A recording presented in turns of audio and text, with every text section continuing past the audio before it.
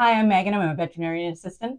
I'm Dr. Alicia Lima Eid, and I'm a veterinarian. I'm Heather, and I'm a technician, and you're listening to The Bark at Beaties. Welcome back to another episode in our podcast, The Bark at Beaties. Thank you for tuning in. It's feeling hot in here, so it must be summertime. And I think a really, really important topic that we all said we have to touch on is summer safety. We're going to break summer safety down into two parts. So this will be the first part, more so looking on ingestions and things that you want to watch for your pet's not eating during the summer.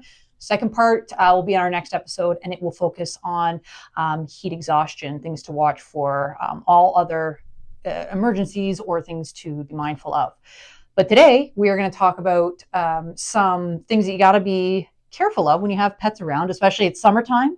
All right, we're going to be doing some barbecuing, people coming over, having fun times, and your pets are going to love it. But there are some things that we see on a daily basis in the summertime that are like your classic, looks like we had a barbecue on the weekend. Usually Monday mornings, we come in and there's a bunch of vomiting and diarrhea pets. And one of the first questions, Megan, you ask when you take them in is, Was there any chance that we could have gotten into anything? Any foods, gotten into garbage? Trying to get an idea of what the humans were up to that weekend, but also what the pets may have gotten into 100%. because the humans were, just enjoying the weather and each other. Yeah, who doesn't love a barbecue? Oh, it's always delicious. Yep. And there's flavors, there's salads coming over if you're hosting the block party for your neighbors, things like that, or even just getting together with family or just enjoying the better weather for the cooler snacks. Yes, please. Remembering what is not great for your pets to get into is going to help save on some costly vet bills. Yes, definitely. So one of the number one things that we see is, people are having barbecues and they are barbecuing things like shish kebabs, which come with those lovely bamboo skewers.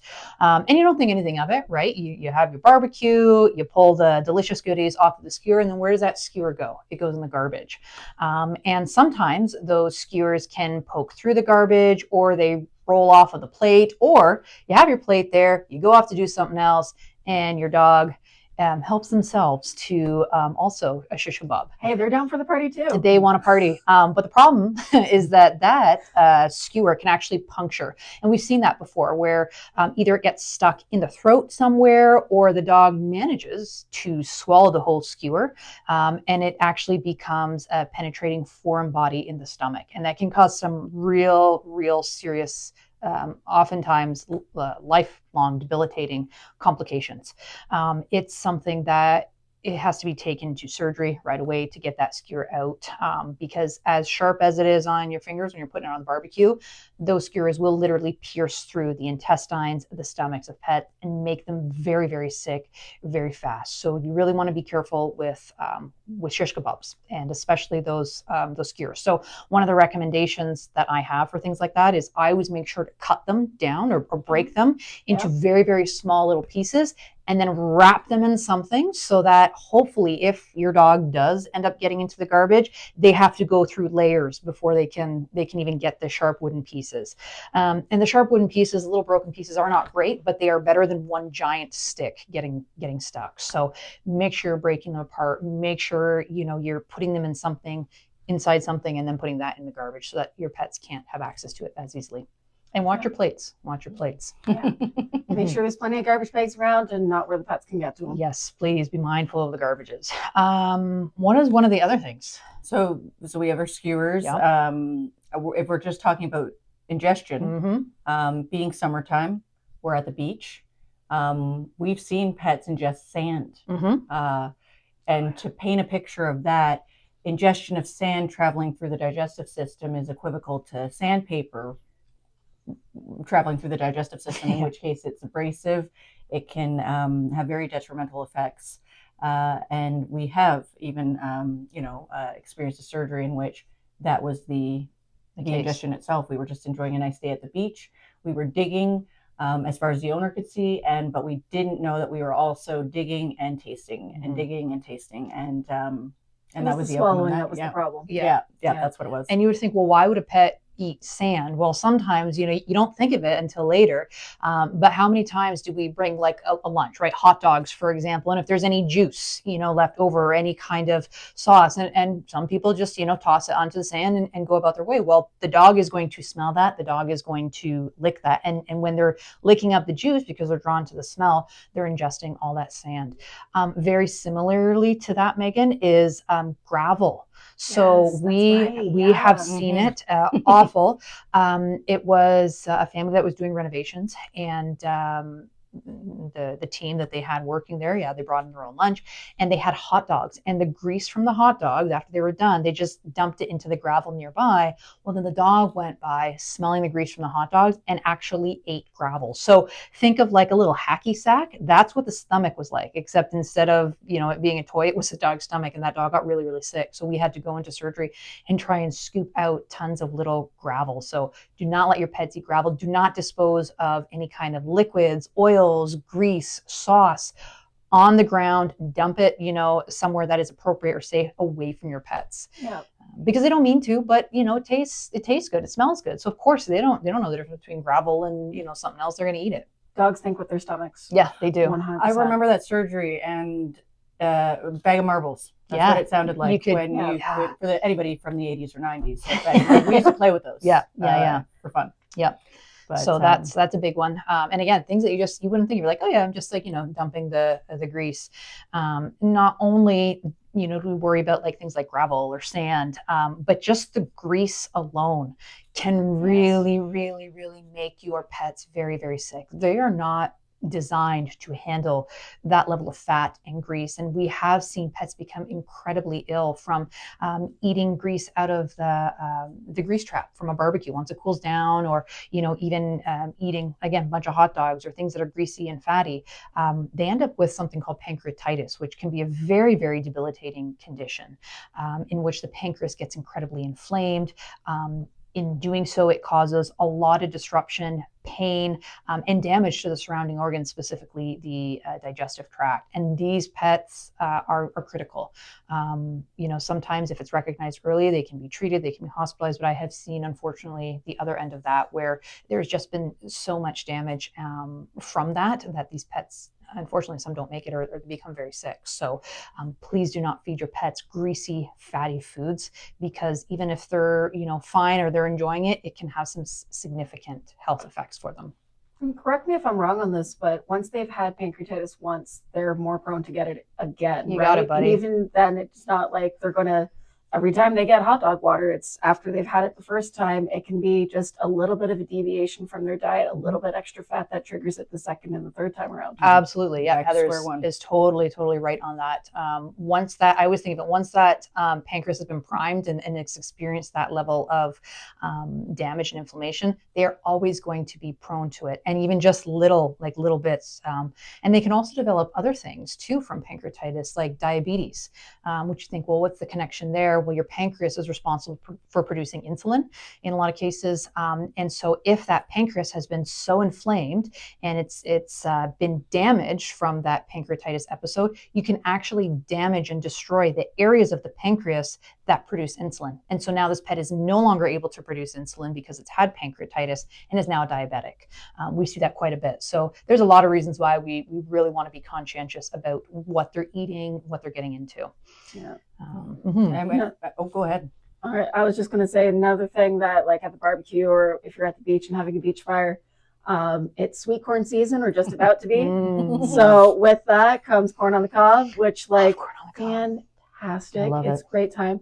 On that note, the corn growing in the fields, not always going to be sweet corn, guys. Don't steal it. Pick it up from a roadside stand. Mm-hmm. Cow corn does not taste good. Mm-hmm. Been there, tried it. My parents thought it was hilarious. But corn cobs, once you're done eating it, that husk, you're just going to throw it in the garbage. Problem is, dogs, again, thinking with their stomachs, they're like, ooh, good snack. I'm going to pick that up. Mm-hmm. And the problem is, if they eat that corn cob, it can actually swell up in their stomach when it's getting rehydrated. And that causes blockage. Yeah, we see it, and it's kind of interesting because it's very consistent appearance on an X-ray. And as soon as there's that history of we had a barbecue, and did you have any corn on the cob by chance? Yes, you see it in the X-ray, and that's something your veterinarian may actually, request as one of the testing. If you bring your pet in and you're worried about that, they may ask you to, we need to do an X-ray because we have to know for sure. Like you said, has it swelled in the stomach? Is it causing a physical obstruction?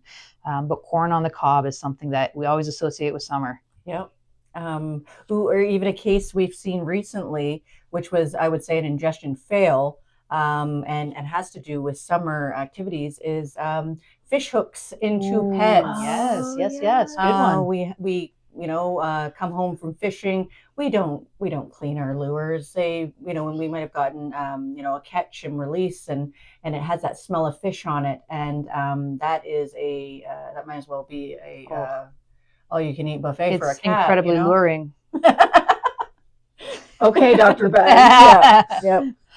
Yeah. So we saw a case in which a kitten had come in, but I mean, every summer period, I've seen a puppy. Yep. Have a fishing lure embedded in its jowl there. So.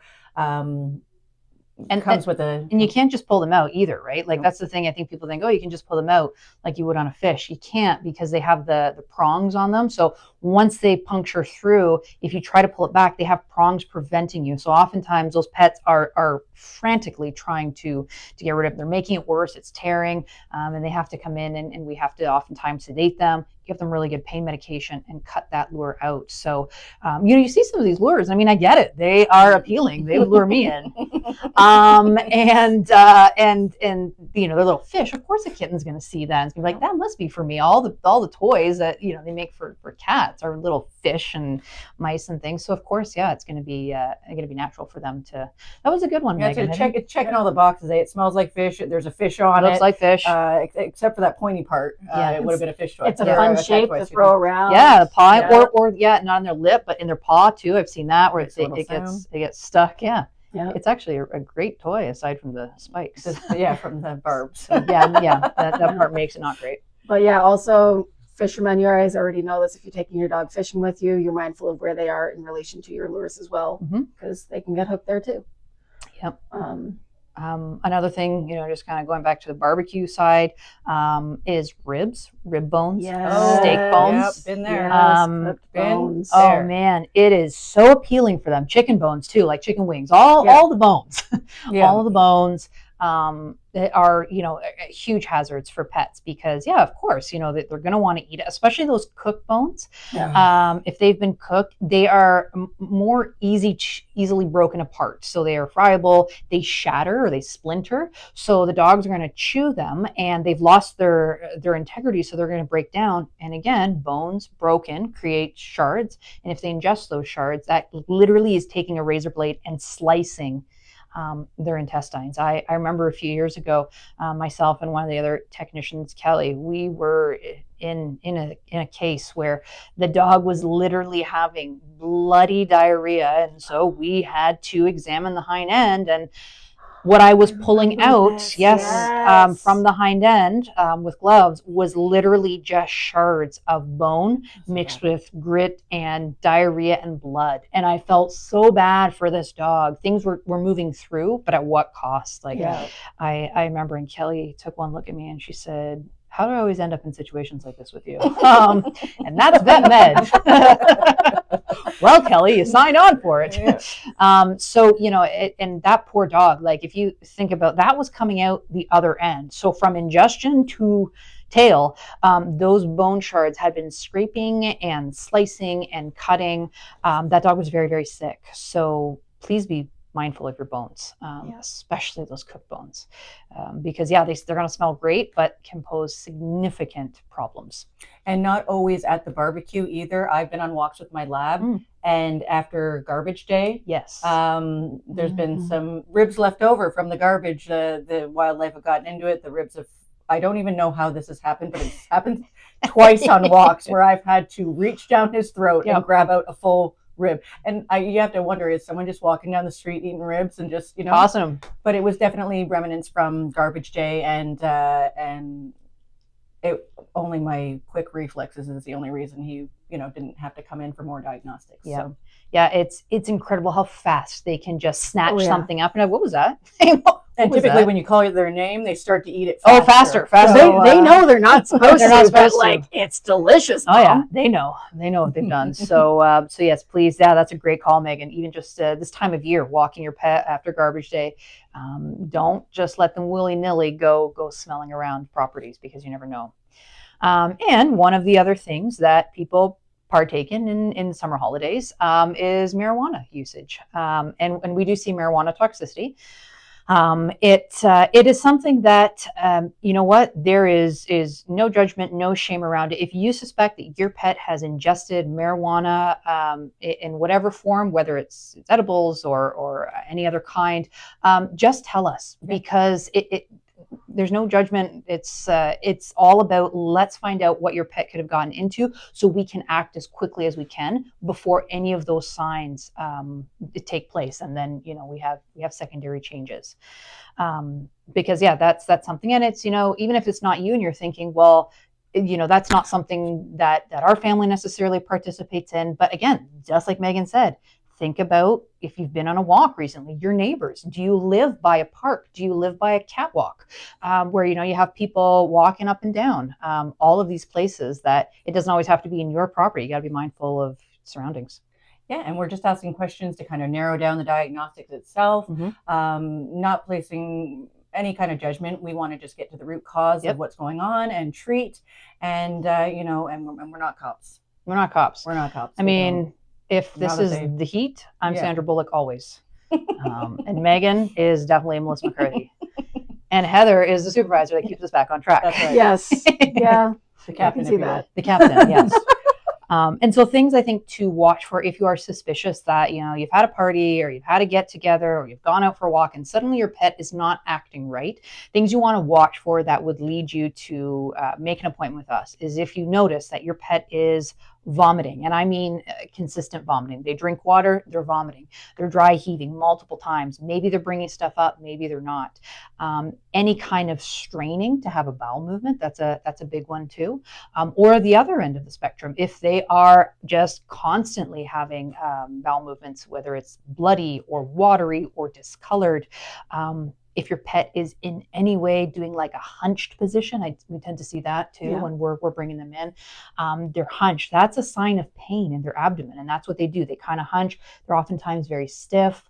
A lot of them will just go and lay down because they're feeling pain. They're feeling unwell, or they're feeling nauseous, just like you or I. When we're feeling nauseous, what do? We curl up in a ball and we lay on the couch, and we don't want to do anything. We don't want to do anything. Your pets are the same. So if you notice any of those activities, suspicion, or you're like, the garbage is broken into, that's a time to come and see us. Absolutely. Another big thing, and I think we've seen it here before, is if we have teenagers in the house and we have, for some reason, left them unattended for a prolonged period of time, there's a chance a party happened. Yep.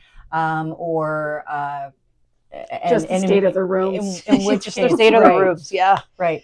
Yep. And so we've even seen pets come in. Mom and dad have brought them in. Mom and dad have been gone for the weekend. They don't know.